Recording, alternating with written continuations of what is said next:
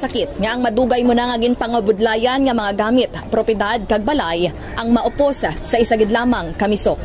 Kag pati ang moske sang aton kauturan nga Muslim ang wala nakaluwas.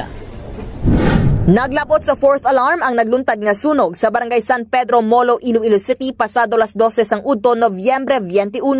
Sandig sa investigasyon sang Bureau of Fire Protection akon BFP Iloilo City, madasig ang paglaptas sang kalayo bangod kadamaan ang human sa light materials, ikit-ikit ang mga panimalay kag mabaskog ang huyop sang hangin kun sirin. Pasado alas 2 na nga gindeklarar nga fire out. Naglabot naman sa 48 ang nasunog nga mga puluyan kun sirin 46 ang totally damage kag duwa naman ang partially damaged.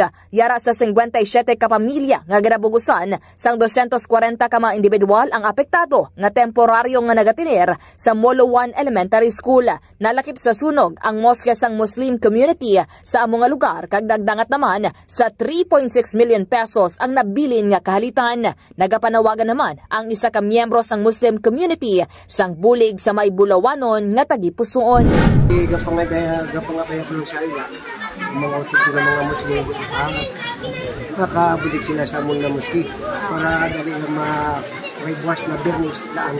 Hindi kami makapagsimba ang tulog na sunog. Dapat din na mabuligan. Ngayon pa namin sa bulig sa mga utip ng mga Muslim. Kapag pa naman nila sa patapos. Sa piyak sang nagluntad nga sunog, nagapasalamat sa gihapon ng mga residente nga wala sang casualty nga nabalhag. Report nagikan sa syudad sang Iloilo. Ini si K5 Kim Montaño Caluyo para sa Kampiyon na Balita, Serbisyo Publiko kag Kalingawan sa Iloilo. K5 News FM. Ang ining balita ang ginadulong sa inyo sang DTX Coffee Mix. Himo sa natural nga sangka pareho sang amarkuso, chia seeds, sugared cane extract powder. DTX Coffee Mix. Nakakapi ka na, naka-detox ka pa. DTX Coffee Mix. Mabakal sa mga butika.